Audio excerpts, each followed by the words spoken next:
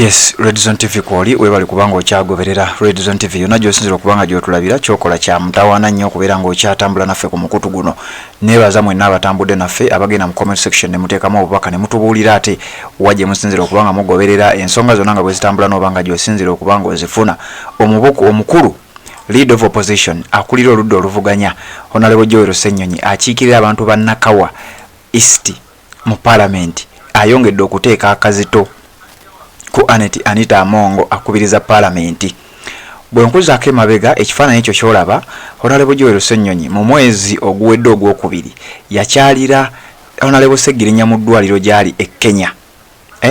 Yakyala e Kenya mu ddwaliro libayita Agaanye ng'agenze kulaba ku Honorable Segirinya Muhammad obulwadde bwayina okuli skin cancer n'obulwadde obulala. Ngenda kuwaana eddoboozi lya Ssenyonyi, ngenda kuwaana ebigambo Ssenyonyi byayogedde obiwulire naawe otegeere embeera nga bwegenda mu maaso. Ssenyonyi atadde obunkenke mu nkambi eya NRM naddala mu ofisi ya speaker ayongedde omuteeka kazito speaker mukazi wattu byasiba byebikutuka. Ssenyonyi ono ategeezezza baakwata ssente ne baziteeka ku akawunti ye mbo agende Kenya azisipendinge. Ssenyonyi yamala Kenya olunaku lumu ne bakwata ssente za nnaku 5 ne baziteeka ku akawunti ye.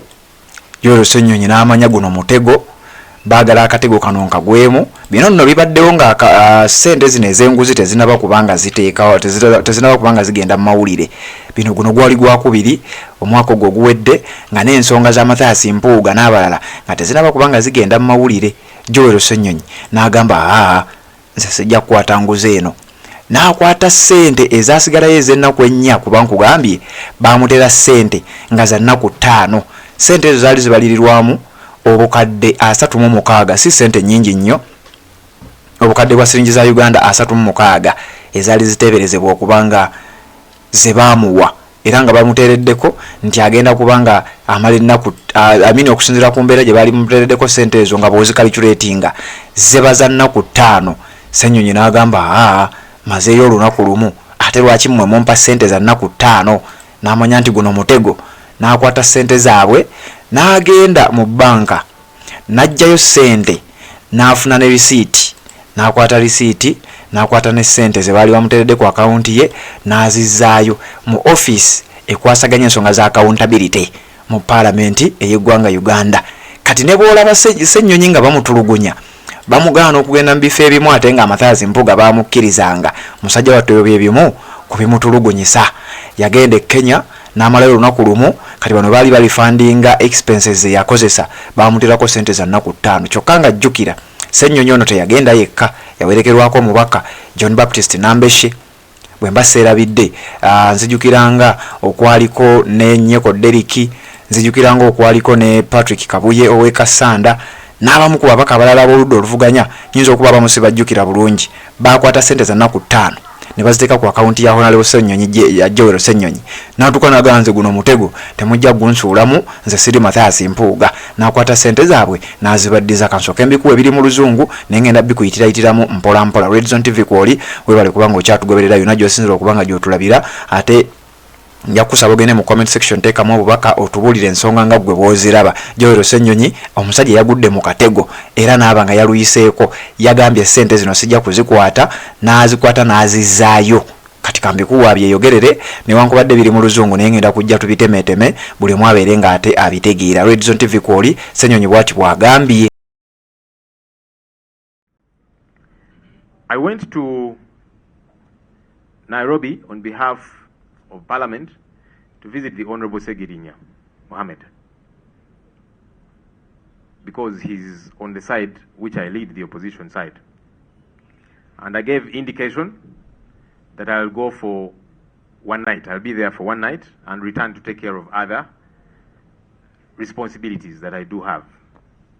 So I did go, came back, gave a report, I interacted with the doctors, gave a report to Parliament about the progress of this member and so on.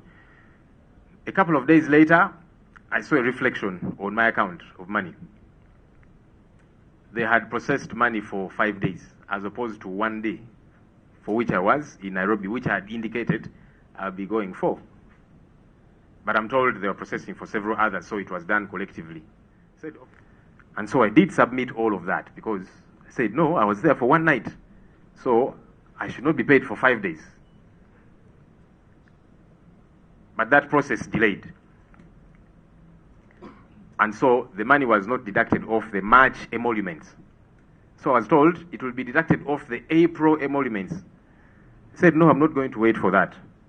So I withdrew money from my account for the 4 days, and I went and deposited that money in the accountability office. And I got a receipt for it. Okitegedde kati ekyo kipapula ye receipt gy'abadde alaga gye yafuna era ng'agamba kuliko n'obujulizi. Statement ye ebadde bw'eti: I clearly stated my intention to stay for one night and promptly returned to fulfill my other commitments. Nti bwe nagenda mu Kenya nali nkitegeezeza Parliament nti ngenda kubeerayo olunaku lumu era nkomewo nziremu okwakalabya emirimu gy'eggwanga. However, I was surprised to find that funds were processed for 5 days contrary to my plans. Nti ekyanneewuunyisa nasanga nga banteredde ssente za nnaku 5 ku akaunti yange, ekintu ekyali kikontana ne pulaani zange. Any surplus days are deducted from our emoluments. Nti ennaku zonna ezaali ziyiseemu, ssente zino ez'ennaku ezaali ziyiseemu nazikwata ssente bukolokolo nenzijjako ku akaunti yange, nenzikwata nenzizaayo ewa accountability officer akwasaganya ensonga za accountability mu Parliament. What bayita an accountability office in Parliament responsible for deducting any extra days expenses from their emoluments in the subsequent months. Eno office emanyidwa nga accountability office ye office ekwasaganya ebintu nga bino nti oba bantumye wano nsaasanyiza ssente weziti balance yono. Kati abasajja Ssenyonyi ssente bazimuteerako amaze okuvaayo ne bateekako ssente za nnaku 5 nga baagala bamusuule mu Katego okusinziira ku mawulire ge tufuna galaga nti Ssenyonyi emirundi mingi nga bagezaako okumuwa ssente ng'azigaana. Kati baayagala bamusuule busuuzi mu Katego kano, naye omusajja yasanga ali smart nga mugezi nnyo, ssente n'azirabirawo era n'azigaana n'agamba omusaala gwenfuna gummala, ngenza okulambula Ssegirinnya mu ddwaliro gyali nkozeseza ssente olunaku lumu ate munteddeko ssente za nnaku 5. Sigenda kubanga nkikkiriza era statement gyasembezaayo yeeno. I withdrew the funds from my account and deposited them in the accountability office. Nti najjako ssente ez'ennaku 4 ku akaunti yange era nenziteeka ku akaunti ya accountability office eya Parliament, ensuring swift resolution of the issue, okusobola okukakasa ekintu kino nti kitambudde nga bwe kyadde kirina okubeera nga kitambula. Accountability should be a priority for all of us. Nti ffenna twandibadde ddala tusaasaanya ssente ezisaanidde ne tuva ku ssente y'omuwi w'omusolo. Honorable Joel Ssenyonyi mu bufunze yakwata ssente za Anita Amongo n'azimuddiza. Baali bamuteeze akatego nga bamutadde ssente ez'ennaku 5 ku akaunti ye ate nga yakozesa olunaku lumu. Joel Ssenyonyi ssente n'azigaana n'azizaayo era ge mawulire ge mbadde nziza okuba nga nkutegeeza. Babadde tewagategedde yeye ensonga. Joel Ssenyonyi abadde smart okulaba ng'ayongera okulabisa Honorable Anita Amongo enoomuze gwe ogugenda ng'agulira. Jjukira mu buno obudde Anita Amongo ayina ebizibu, ssente listi ya fulume ya ssente zazze ng'akozesa ate n'ebyama ne bizuuka nga ssente ezimu ziyitira ku akawunti z'abamu ku bakozi mu Parliament okugezaako okweka obujulizi nga baziyisa ku akawunti ezitali zaabwe. Oba oliawo singa wabawo okunoonyereza kuleme kubeera nga kubakwata nti ssente zino mubadde muzikozesa ki. Wabula bino byonna Honorable Joel Ssenyonyi mu bbanga ery'emyezi 2 gye yakamala mu office nga leader of opposition byonna asobodde okuba nga abyanika.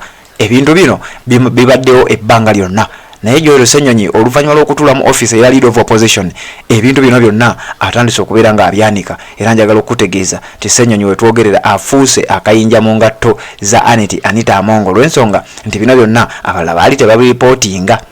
Tewali yali amanyi nti speaker akozesa ssente ezo, tewali yali amanyi nti leader of opposition basobola omuwa ssente n'azizaayo. Red Zone TV kwoli tugenda kwongera ebirala kasita oba ng'osigadde okyatambula naffe.